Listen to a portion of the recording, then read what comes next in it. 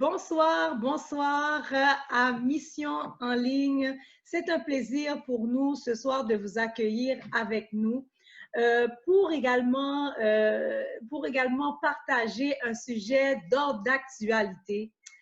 Avant de dire oui, je le veux, on va parler, les amis, du célibat. Et aujourd'hui, nous avons quelqu'un de très spécial avec nous. Nous avons avec nous Pasteur Nadine Libert de l'Église La Chapelle. Pasteur Nadine, comment ça va? Je vais très bien. Merci de m'avoir invitée. Parfait. Donc, ça fait plaisir. Donc, c'est vraiment, on est content de t'avoir avec nous ce soir pour Mhm. justement nous parler de sujets qui touchent beaucoup de femmes et où il y a beaucoup également de questionnements. Mais avant de se jeter dans le creux du sujet, nous Mhm. allons, je vais vous présenter un petit peu, pour ceux qui ne la connaissent pas, qui est Pasteur Nadine Libert. Pasteur Nadine, elle a vu le jour en Afrique, elle a grandi en Europe. Elle a fait également ses études en Océanie et c'est en Amérique du Nord qu'elle est devenue pasteur. Donc, on pourrait dire Mhm. qu'elle est une pasteur des nations. Et elle est également l'épouse du pasteur Frédéric Libert et une maman de la belle Céleste. Alors, elle est une femme de foi. Pour elle, il n'y a rien d'impossible. Tout peut se Mhm. faire, difficilement décourageable. Elle aime déjouer les pronostics des hommes. Elle est une Mhm. femme d'action qui aime travailler et faire bouger les choses. Ça, on aime ça. Ça, on aime ça. Elle est passionnée par Christ et elle veut mourir entre les mains du Créateur. Amen, amen. En effet, celui qui est préoccupé de sauver sa vie la perdra, mais celui qui perdra sa vie à cause de moi, c'est Jésus qui disait ça, et de l'Évangile, la sauvera. Dans Marc 8, verset 35. Donc, elle est une joueuse d'équipe. Elle aime accompagner les gens dans l'accomplissement des plans de Dieu pour leur vie. Alors, Pasteur Nadine, encore bienvenue. Merci. Alors, Merci. on va tout de suite commencer avec certaines questions qui pourraient susciter et piquer la curiosité de certaines femmes qui se Mhm. posent des questions par rapport à leur célibat. Mhm. Donc, la première question que je voudrais t'adresser, Nadine, c'est pourquoi se marier? Ok, ben ça c'est une bonne question. Et je pense qu'il y a plusieurs raisons qu'on pourrait évoquer lorsqu'on nous pose cette question-là. Il y a des gens qui vont se dire, moi je me marie parce que je me marie par amour ou parce que j'aime la personne, etc. Et aujourd'hui, j'aimerais qu'on puisse voir ensemble une perspective, en fait, une perspective que je pense vraiment de Dieu. C'est-à-dire que de comprendre, en fait, qui est le créateur, en fait, du mariage. Je pense qu'à la base, pour savoir pourquoi on a se marier, ce serait bien de remonter à la source, en fait. C'est qui a Mhm. créé le mariage et quelle était sa pensée derrière, en fait, lorsqu'il créait le mariage. Et ça, on peut retrouver dans Genèse 1, versets 27 à 28, et je vais le lire pour vous. Donc, on dit, Dieu créa les hommes de sorte qu'ils soient à son image. Oui, il les créa de sorte qu'ils soient l'image de Dieu. Il créa l'homme et femme. Dieu les bénit en disant, soyez féconds, multipliez-vous, remplissez la terre, rendez-vous en maître et dominez les poissons des mers, les oiseaux du ciel et tous les reptiles et les insectes. Donc, on voit ici, si on peut regarder les mots qui ressortent, c'est être fécond, multiplier, être maître, dominer. On comprend en fait que Dieu a créé en fait l'homme afin qu'il puisse dominer, qu'il ait un impact sur cette terre. Et lorsque ces paroles sont dites, en fait, prononcées sur la vie de l'homme et de la femme, lorsqu'il dit il les bénit, en fait, c'est quand il les bénit, c'est comme on pourrait dire quand il les marie, en fait, voici ce qu'il dit. Donc, il leur dit, soyez féconds, multipliez-vous, soyez en maître, dominez. Donc, en fait, le mariage, c'est pour qu'il y ait un impact. On se marie pour qu'il y ait un impact pour le royaume de Dieu. On est créé à l'image de Dieu, on est représentant de Dieu, et lorsque justement on se marie, il y a un impact. En fait, on ne peut pas être la même personne lorsqu'on est seul que lorsqu'on se marie, parce que c'est deux personnes qui se mettent ensemble et en fait, il y a quelque chose de plus, en fait. Il y a plus, il y a une explosion de dons, de talents, tout ça pour le royaume de Dieu. Donc, je pense que pourquoi se marier? Pour un maximum d'impact. Ah, ça, j'aime ça.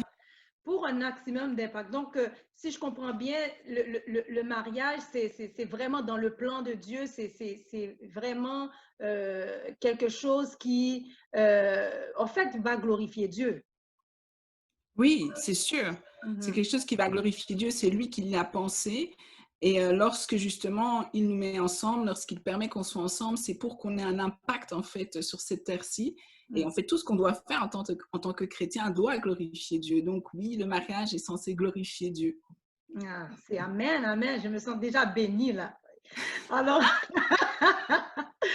donc, également, j'ai une question à te poser, parce qu'on a dit, Mhm, c'est on voit plusieurs femmes qui sont, bon, qui sont accomplies. Elles oui. ont leur carrière, elles ont leur maison, leur Mhm, voiture. Euh, donc, ça va bien. Mais la seule chose qui leur manque, c'est avoir quelqu'un dans leur vie.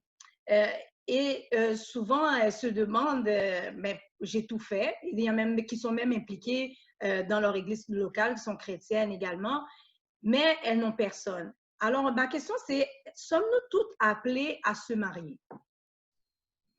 bon, ça, c'est aussi une bonne question. Tu n'as que des bonnes questions. Mais écoute, si on regarde la parole de Dieu, en tout cas, l'apôtre Paul va nous encourager, va encourager plusieurs personnes à demeurer célibataires, je veux dire, pour différentes raisons, en fait. Pour lui, il considère que lorsque l'on est marié, en fait, on a les soucis de notre famille, on a les soucis de notre couple, etc., et qu'on ne peut pas se donner totalement, en fait, à Christ. Donc, en Mm. fait, moi, je pense qu'il y a certaines personnes qui ne sont pas forcément destinées à se marier au final, mais tu sais, le célibat, c'est juste parfois juste une saison. Je pense Mm. qu'il y a des gens qui ont un parcours spécifique, il dira même, dans la parole de Dieu, Paul parlera d'un don, il dira, moi, j'ai reçu tel don de célibat, d'autres dons de mariage. C'est sûr que Mm. c'est un peu une question qui porte un peu à débat parfois, mais je dirais que pour moi, si je reçois un don, parfois c'est quelque chose que je vais faire avec facilité, c'est quelque chose que j'aime. Je pense qu'il y a des gens qui ont en fait, qui ne ressentent pas forcément ce besoin-là d'être en couple. Ça ne veut pas dire que c'est pas difficile pour eux. Bien sûr, il y a Mm. des défis, mais ces personnes-là peut-être sont des personnes que Dieu appelle justement à avoir un temps, à être consacrées à Dieu. Maintenant, on ne peut pas savoir, tu vois, il y a des saisons. Nous toutes, nous avons été célibataires à un moment, on n'est pas nés Mm. mariés, on a eu notre parcours, donc Mm. le célibat peut être pour une saison. Alors, quand on dit que c'est quelque chose qui manque à notre vie, je pense qu'on ne doit pas voir le mariage comme quelque chose qui va venir absolument, je ne sais pas, complètement nous combler. En fait, à la Mm. base, nous sommes l'épouse de Christ, en fait. Donc, nous sommes déjà pleinement comblés parce que va dire une femme qui n'a jamais été mariée? Est-ce que voilà, elle ne va pas être comblée? En fait, c'est Mm. différents parcours. Ton histoire n'est pas mon histoire, hein, mais je dirais que il ne faut pas courir absolument après le mariage, il faut le servir. Là, tu parlais de personnes, de femmes qui servent Dieu et qui sont accomplies dans leur carrière, etc., et qui disent, voilà, c'est ça qui me manque, c'est ça qui me manque. Bah, Mm. écoute, continue à faire la bonne chose, tu vois, continue à faire la bonne chose, à faire confiance à Dieu. Et je pense que Dieu ne se trompe jamais au niveau de son timing. Et Mm. si tu dois te marier, ben, ça va se passer. Ça va se passer. Mm. C'est vraiment bien. Donc, le mariage n'est pas une finalité en soi du plan de Dieu. Ça peut faire partir du plan de Dieu, mais l'important, dans ce que je comprends de ce que tu me dis, c'est vraiment faire ce quoi le Seigneur nous a appelés à faire et continuer. Mais c'est ça, en fait, parce que Dieu nous appelle à le servir, en fait, à Mhm. suivre le Christ. Donc, que l'on soit marié, que l'on soit célibataire, en fait, on garde cette mission-là de servir Dieu, de proclamer son évangile de différentes manières. En fait, pas besoin d'être pasteur pour le faire dans Mm. ce que l'on fait, dans notre travail, dans notre entourage. En fait, juste de vivre pour le Seigneur. Donc, peu importe. Et puis, dans son timing, je pense que Dieu, il a un plan parfait. Donc, je veux dire, tu vas rencontrer cette personne-là, tu vas apprendre à connaître cette personne-là, puis voilà, c'est Dieu qui va la placer sur ton chemin. Je sais que ça ne fait pas plaisir quand on dit ce genre de phrase-là, parce que on se dit, ouais, ça c'est trop facile et tout. Mais écoute, c'est la vérité, en fait, c'est la vérité. On ne veut pas poursuivre le mariage, on veut poursuivre Dieu. Amen. Et tu avais dit quelque chose de très, très, très important et j'aimerais qu'on puisse le répéter pour que les gens puissent le saisir. Donc, c'est Dieu qui te comble. C'est Dieu qui te comble, comme tu avais dit, pasteur Nerdine, c'est Dieu qui te comble. Donc, une femme célibataire, si Dieu t'appelait à être célibataire, donc c'est Dieu qui te comble. Et si tu es marié, mais c'est encore Dieu qui te comble. Alors, c'est très important de ne pas utiliser le mariage pour nous combler. Mais oui, ça peut, c'est une bénédiction, mais la chose qui nous comble, qui nous satisfait, eh bien, c'est Jésus. Oui, pour ceux qui l'ont accepté comme leur sauveur personnel de leur vie et leur Seigneur. Alors, dans tout ça, comment être une célibataire épanouie? Si je me mets à la place de quelqu'un et plusieurs célibataires m'ont des fois posé la question, comment être bien?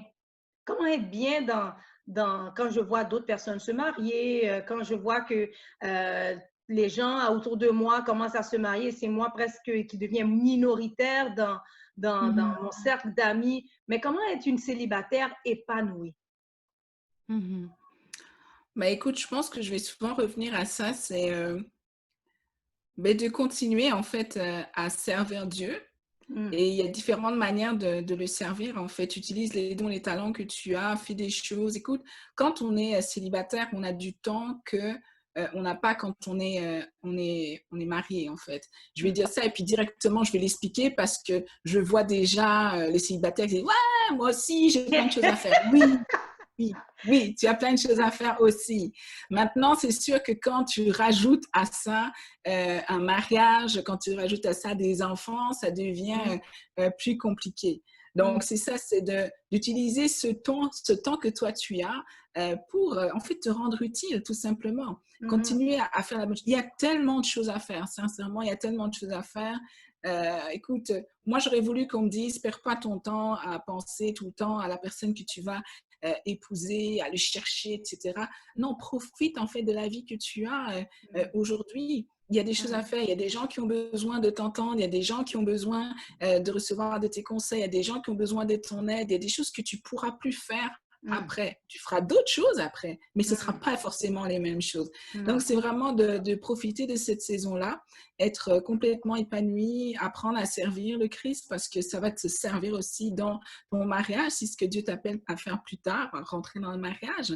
Et profitez vraiment, profite, voyage. Moi, j'ai des discussions parfois avec des jeunes filles et je leur dis, écoute, franchement, c'est super, vas-y, fais ce que tu aimerais faire, que Dieu a placé sur ton cœur, parce que Dieu place souvent des choses sur notre cœur, des désirs, des aspirations. Écoute, prie et des convictions par rapport à ça, fais tes études, voyage, quand tu peux te le permettre. Sois épanoui et en fait, tout ce que tu vas faire, fais-le pour la gloire de Dieu. Amen.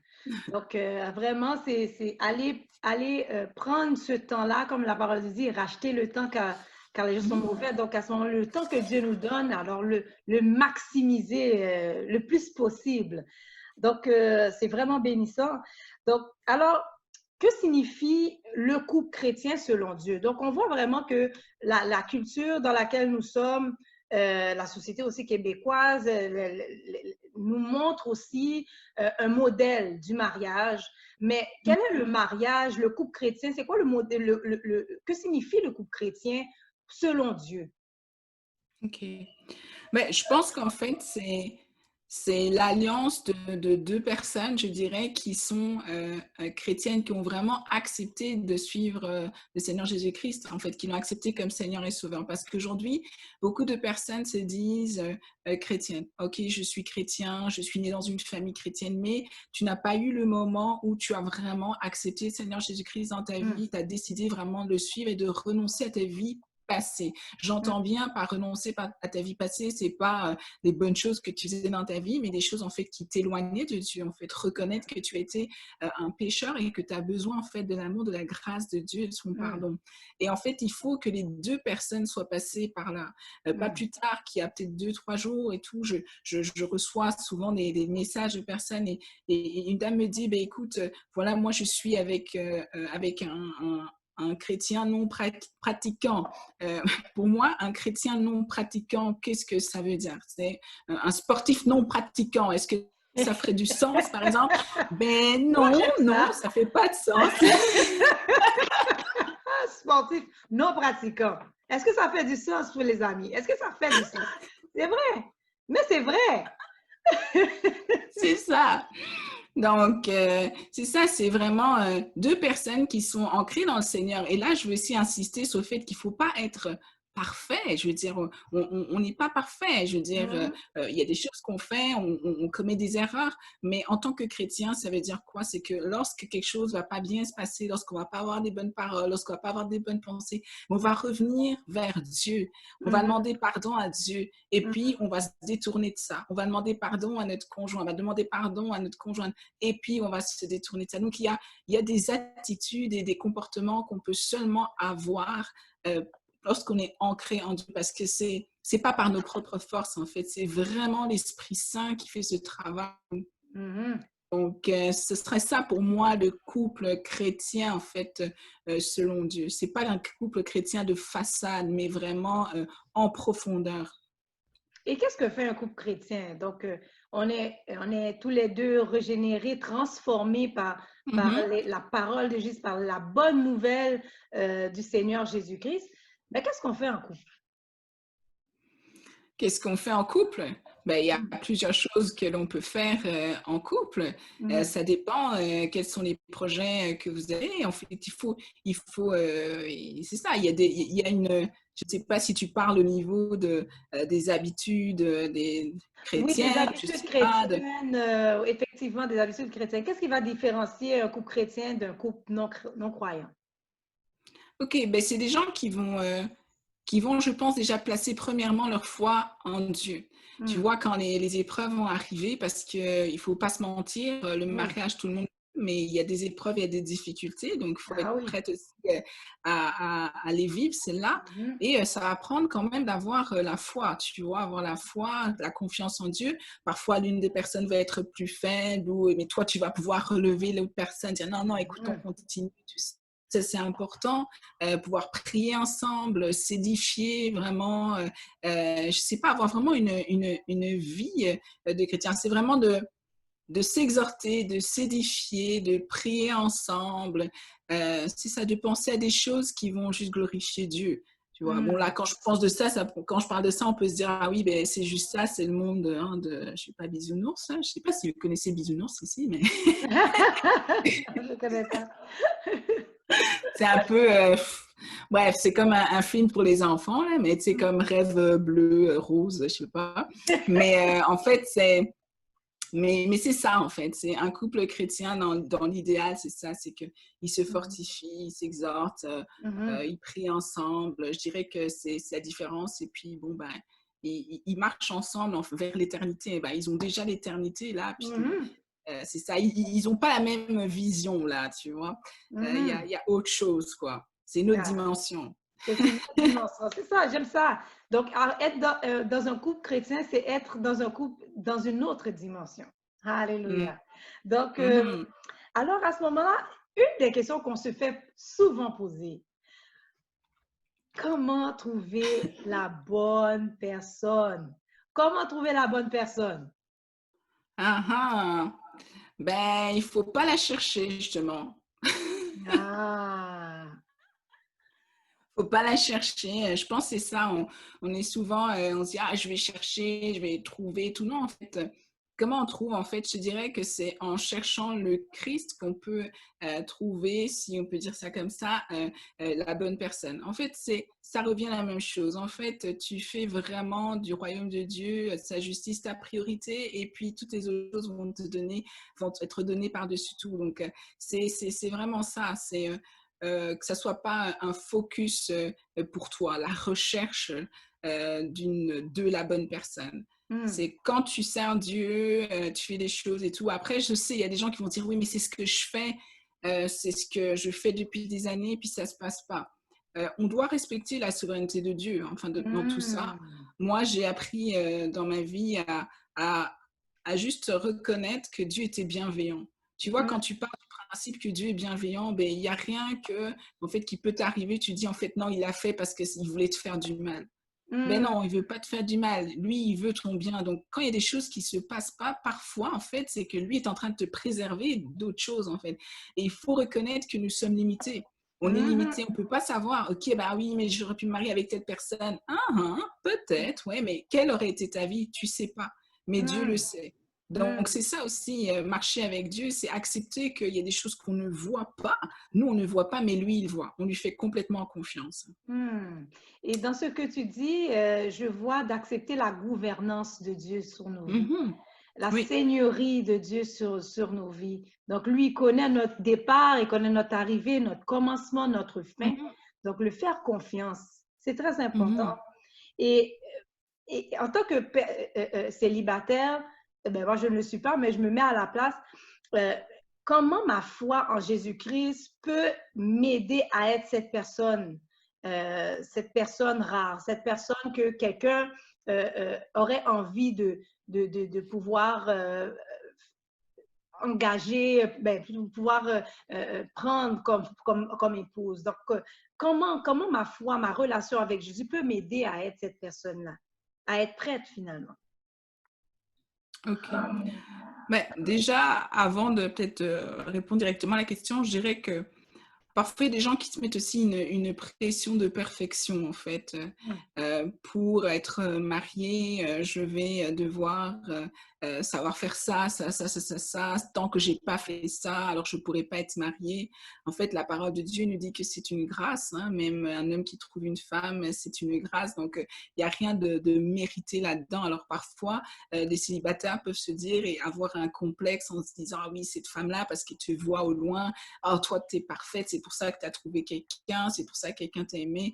En fait, non, hein, je veux dire, c'est une grâce. Donc, être la Mm. personne que l'on recherche, je ne sais pas si on peut être la personne que nous-mêmes on recherche, parce que je pense que les gens ont différents critères et recherchent différentes choses, en fait.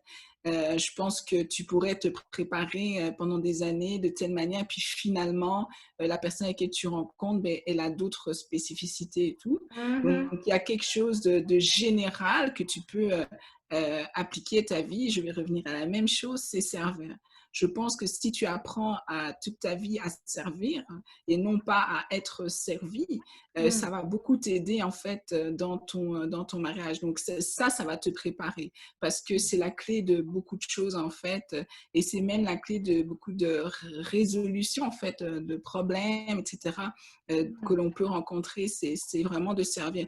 Donc, je pense être être un disciple de Jésus-Christ, ça va Mhm. beaucoup aider, en fait, tout simplement ton cheminement. En fait, Mhm. apprendre à te relever lorsque tu es tombé, apprendre à demander pardon, mais à pardonner, apprendre à accorder la grâce. Mm. Apprendre à aimer autant qu'on peut, parfois même de manière inconditionnelle. En Mm. fait, c'est toutes ces choses-là que tu apprends en fait et ça t'aide pour ton mariage. Hmm. Alors, si moi, je vois dans ça, c'est les fruits de l'esprit, les fruits que le Saint-Esprit donne, l'amour, la Mhm, foi, la joie, la tempérance, la mhm, miséricorde. Donc, tout mhm. ça, c'est des choses qui aident à être prête. Donc, alors à Oui. ce moment-là, euh, j'ai une question également, très, très chaude, très chaude. Ah, ah. Je me prépare, je me prépare. Attends, je vais boire. Alors, pendant que tu bois, je vais te la poser. Hein? Donc, est-il recommandable de se marier avec un non-croyant même s'il a de bonnes valeurs morales? Mhm. Eh bien, écoute, je vais répondre de manière très directe et non, ce n'est pas recommandé. Hmm. non et non. Alors, je vais m'expliquer. Euh, je sais que parfois les gens vont se trouver des excuses en fait. Vont dire ok, bon moi, voilà, la personne n'est pas chrétienne, mais en fait, elle a de bonnes valeurs, est-ce que ça pourrait fonctionner, etc. On va repartir sur la question que tu m'avais posée, c'est quoi un couple chrétien? Et Mhm. je pense que c'est ça, en fait. On doit être ancrés tous les deux et dans le Seigneur. Parce que pour moi, être chrétien, c'est qui je suis, c'est mon identité. Mhm. Donc, je n'aurais pas idée d'être avec une personne qui, en fait, n'est pas à 100% là-dedans. Mhm. Et je pense que lorsque l'on parle j'ai l'impression que lorsqu'on dit, OK, est-ce que je peux mettre avec une personne qui est non-croyante, qui n'est pas chrétienne, mais qui a des bonnes valeurs, c'est comme si, en fait, on mettait notre identité en Christ à la même hauteur, au même niveau que des valeurs, en fait. Or, Mhm. ce n'est pas le cas pour moi. Je ne pense pas que mon identité en Christ soit une religion où, en fait, Mhm. c'est vraiment une relation que j'ai, c'est profondément qui je suis. Donc, Mhm. non, je ne pourrais pas et ce n'est pas quelque chose que je conseillerais aux gens parce qu'en fait, ça va se répercuter dans ta vie, en fait, dans ta vie de couple, tout simplement. Tu vas le voir il y a des questions où toi, tu seras un peu plus tranché, puis ça va être plus compliqué. Je dirais que dans le couple, il y a déjà assez de débats, il y a assez de choses, en fait, qu'il faut concilier, des choses sur lesquelles il faut être d'accord. Alors, si possible, de ne pas avoir à discuter de ces choses qui sont tellement fondamentaux, en fait, c'est très Mhm. important. Donc, pour moi, je ne le recommanderais pas. Et je sais que c'est une question mais qui est difficile parce que souvent Mhm. les gens sont déjà engagés C'est dans ça. leurs émotions, dans leurs Ah. sentiments. Aïe, aïe, aïe. Et c'est ça. Et c'est pour ça aussi que vaut mieux garder son cœur avant. Ah, ne réveillez pas l'amour avant qu'elle ne le veuille, les amis. C'est c'est ça. Oui. Bon, c'est beau ça. Et une dernière question, une avant-dernière question. Donc, il y a des gens, comme tu as dit, qui sont déjà en couple, mais ils ne Mhm. sont pas encore mariés. Donc, quelles sont les lumières rouges auxquelles je dois prêter attention pour éviter de me retrouver dans une relation toxique? Ok. Bon, là, en dehors du fait que la personne... Bon, en fait, je vais parler de... Si la personne se prétend être chrétienne, il y a des choses, en fait, que tu vas regarder. En fait, moi, je dirais plutôt des phrases, quoi. Des Mhm. gens qui disent, moi, je suis chrétien, mais je prie à la maison.